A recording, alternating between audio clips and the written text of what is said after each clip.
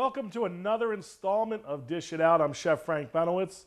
And of course, next to me, Chef Doug Fee. Welcome to Dish It Out, another edition brought to you here from our beautiful kitchens here at the Culinary Center at Mercer County Community College. amen. And Now- we have an awesome menu today. We do. You know, what was that woman, Claire Peller or something from Yeah, Wendy's? yeah. Where's the beef? Well, we got beef and then some. Oh, yeah. So tell us, what kind of beef did you buy for us, Chef Frank? We have some beautiful, organic, boneless beef short rib. We're going to tell you why we chose to do boneless throughout the episode. So, of course, they're going to have to...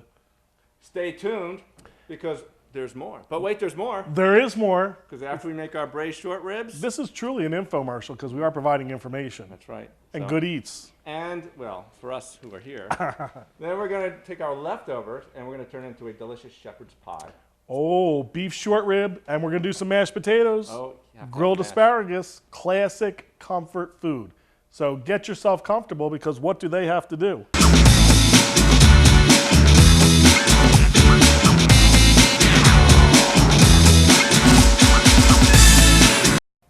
Welcome back to Dish It Out. Time to get things rolling here. It's time for the beef. Hell yeah. Should we start with the beef? Let's start it. Let's do You know, it. this reminds me of that Supertramp song. You're right, you're bloody well right. Well, We spared you from the blood when you opened the package, but a lot of people like to rinse that off, any impurities or blood.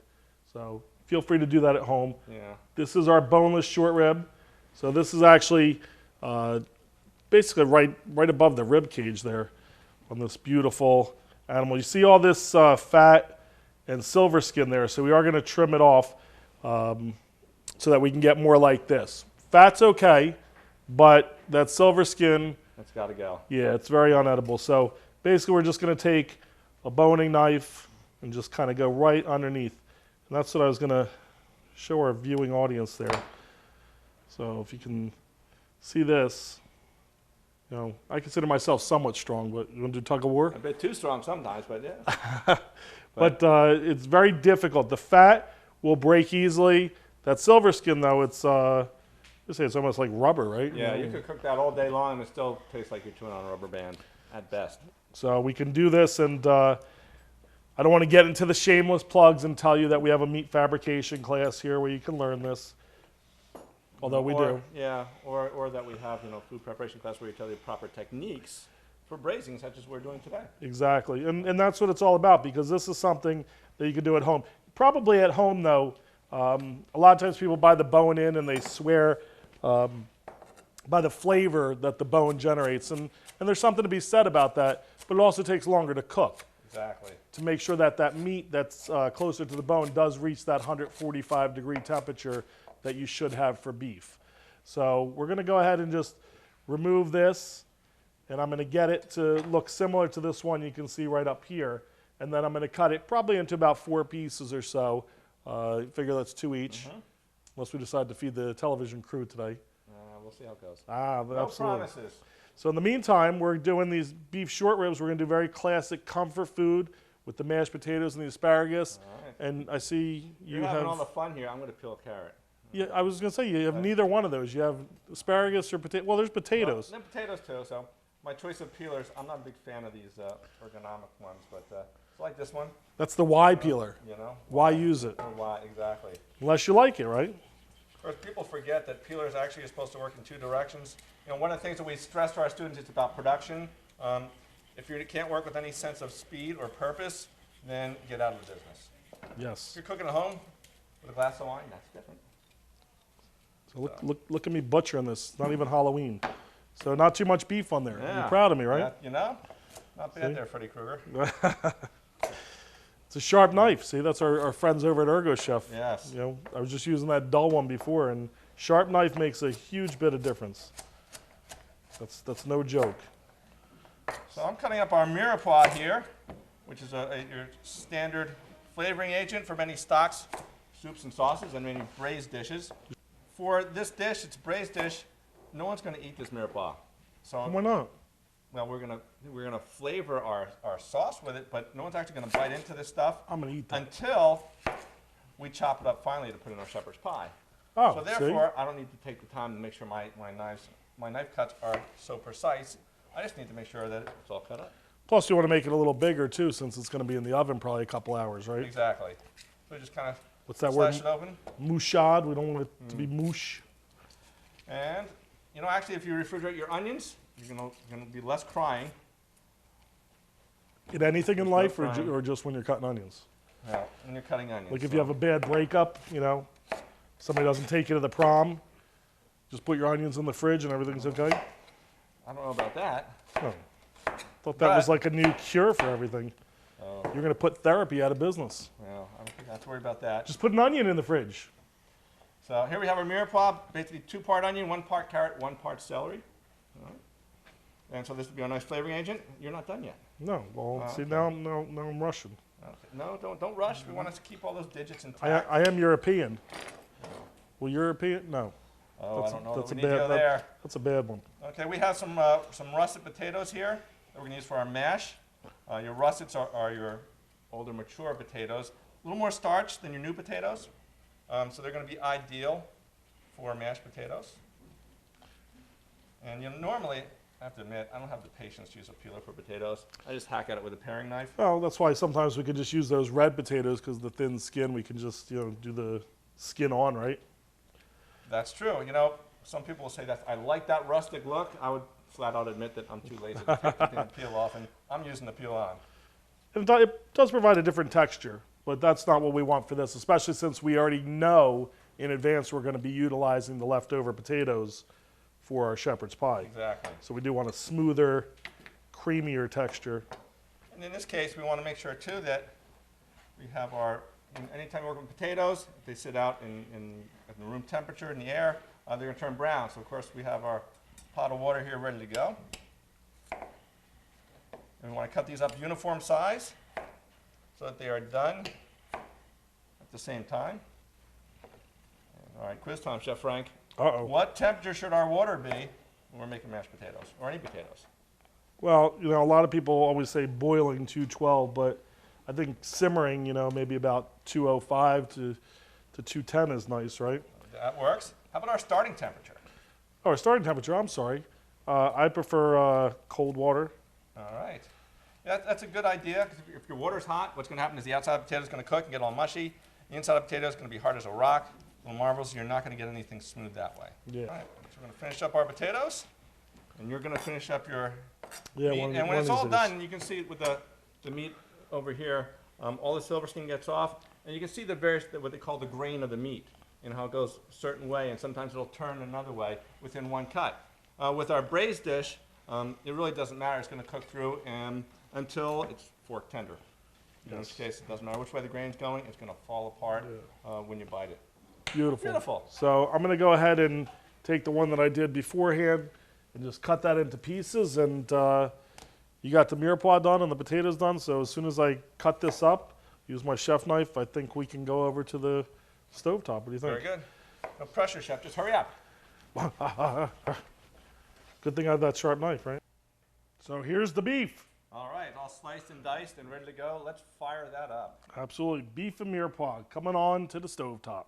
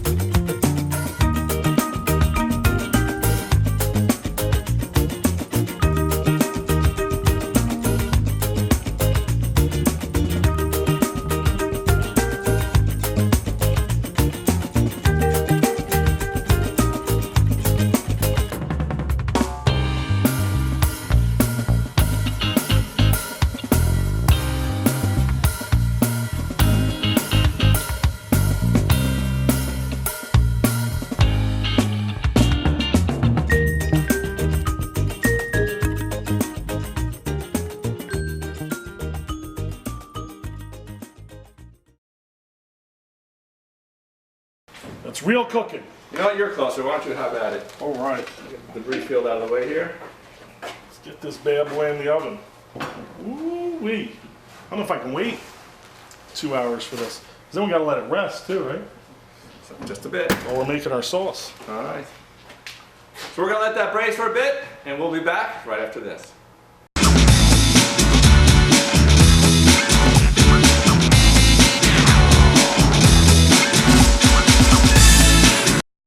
Well, Chef Fee has left me. Not permanently. He's over there doing some grilled asparagus.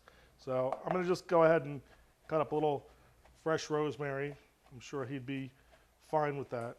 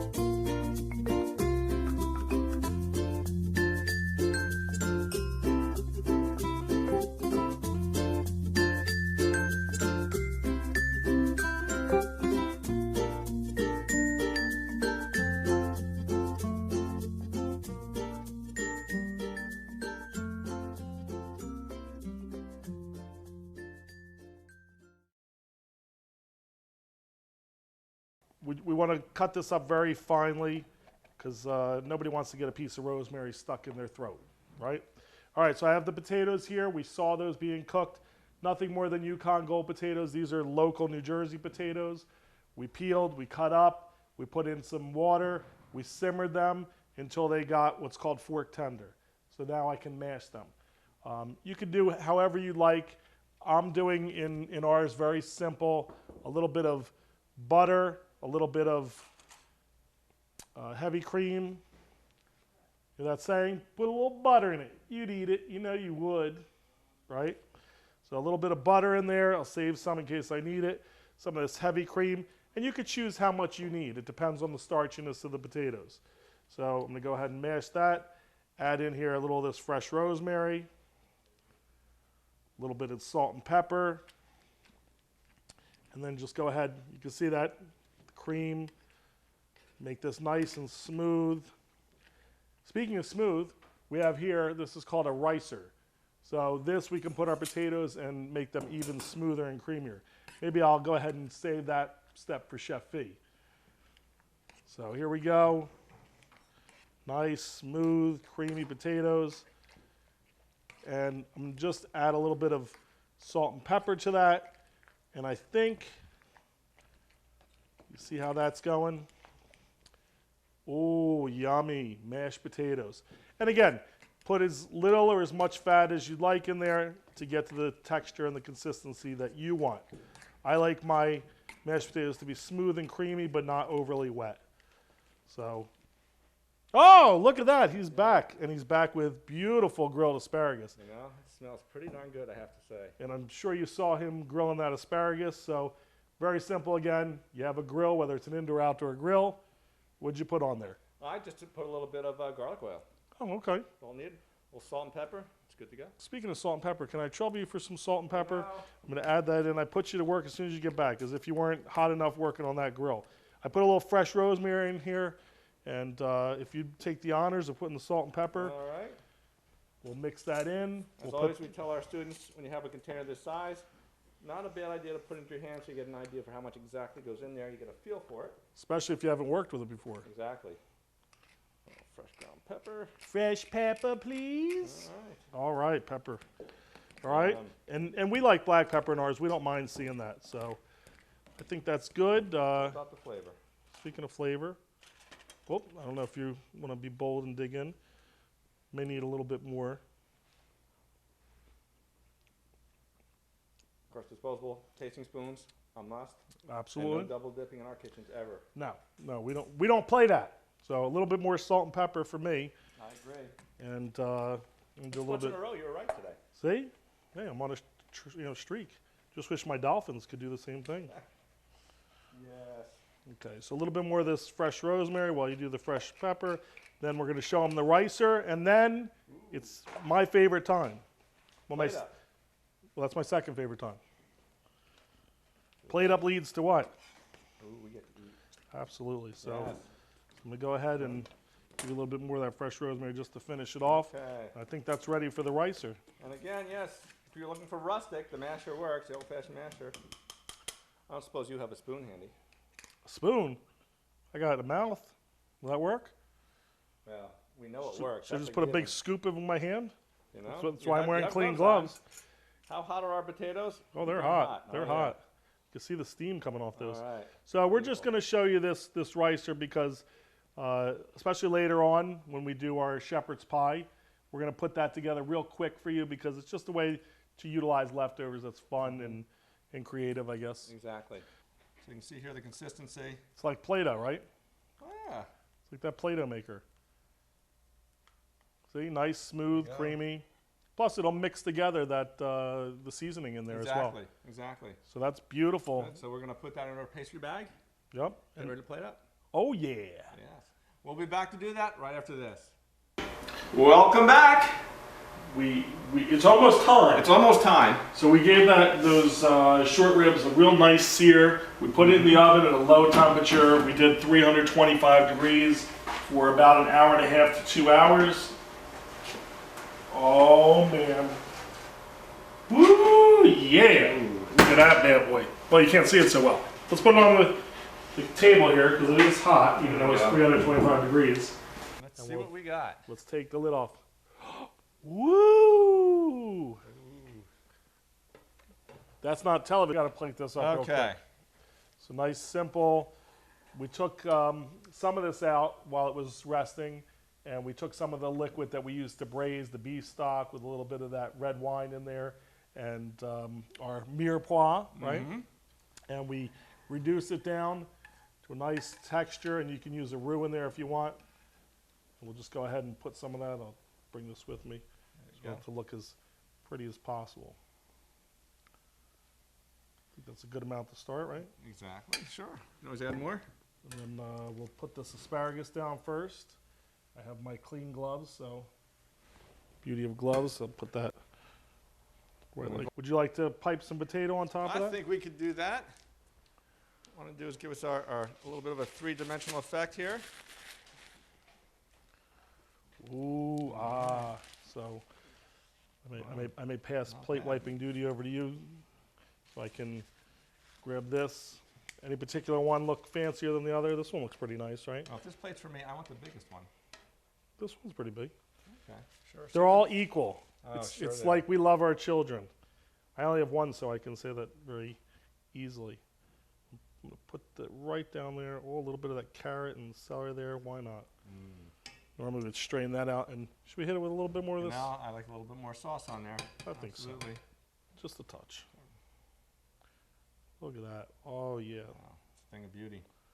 And that's definitely comforting. All right. Just lay that there. If I had those micro tweezers, it'd be much easier. But most of you at home aren't going to have those either. So That's all right, doctor. The patient looks pretty good. that looks pretty good. So I don't know about you out there, but that looks like something that I think is a comfort dinner. Without a doubt. Grilled asparagus with the braised short ribs, boneless, with the mashed potatoes with a little bit of garlic, salt, pepper, and rosemary in there. I did sneak a little garlic in there while you weren't looking, because why not? It balances, and that's comfort.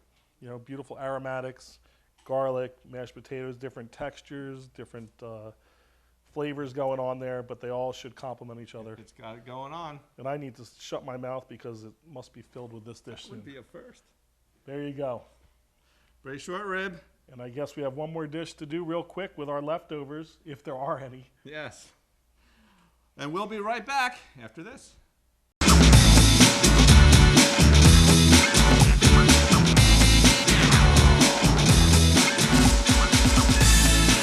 we're gonna do this quasi shepherd's pie. We have because we don't like to waste. So you have the No. leftover mirepoix. I have a piece of short rib, and we're look at this. Look how tender that is. Wow. Just falling apart.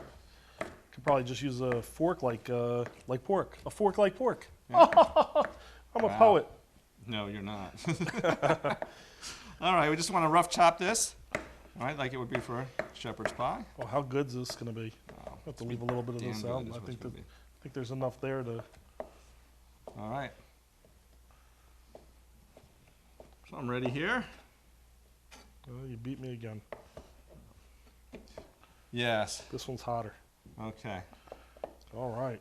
So, no pressure, just hurry up. I'm hungry. I got it. I got you covered. Okay, All all right. right. So I'm gonna put a little bit of this beef in the bottom. And again, you could grind this more, almost like ground beef for a shepherd's pie. But I want the whole point of today is comfort, right? So I want to keep it comfortable. Oh, look at that. Okay, Wanna my do a little turn. vegetable. A layer of vegetables in here. Oh yeah. Pretty. A little bit more meat. Right? 'Cause look at that. Those nice colors, all those flavors going into it. And I just need. Oh, see, you read my Okay, mind. I'm psychic, whatever. I'm going to pour a little bit of that beautiful reduction that we did from the short ribs. Again, Just really leaving a- nothing to waste. Oh, look at that.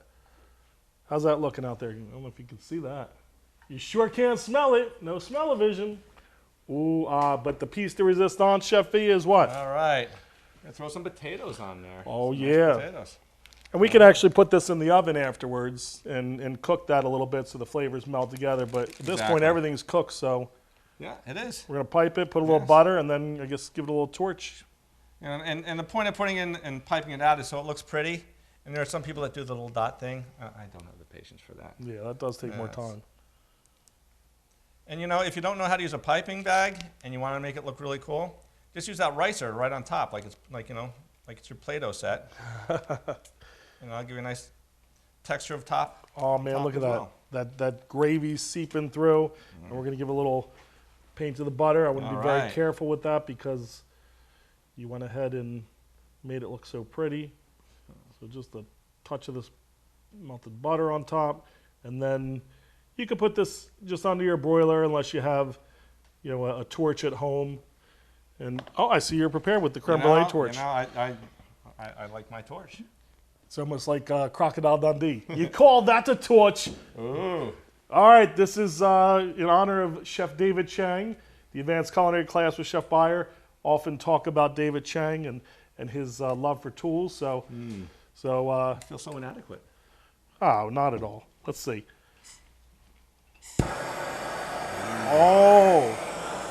Oh yeah, that's the stuff.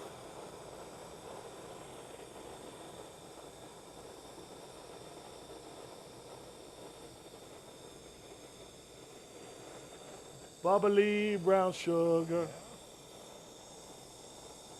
A nice crisp caramelization up top. Yeah, this thing actually is a little more foolproof, if you will, because it takes a little bit longer. You got to really press it right up against it to get that nice bit of caramelization there, that browning. But the beauty of it is it's less chance of burning. Gives it a much, called a searsol. And David Chang kind of set the mark using this little toy. And that's the beauty. You're seeing it here on TV. You may be running out to get one. It's less than $100. So, Okay. yeah, so it's really not bad. And you can sear beef and all types of things with this. Have some fun with it. I think that looks pretty nice. What do you think? Works for you wanna, me. you want to give it a little shot with that torch? You know? That torch works very well. You just have to be careful It because you can easily burn things with that. Yeah, this is a very high concentrated area very quickly. There you go. See? So the fun's Teamwork. over too quick this way. Yeah. Teamwork. Yeah, this thing is pretty badass. So I think maybe a little bit of garnish for this too. What do you think? Yes, yeah, we need to dress this up. All right, I have a little fresh rosemary over there since we did put some in the potatoes and a little bit Makes more of that sense. micro celery since we already had some on hand. We don't want to waste this, right? With that micro celery. Right, and this is all edible, so that's why we like it. There you go. Just let them fall.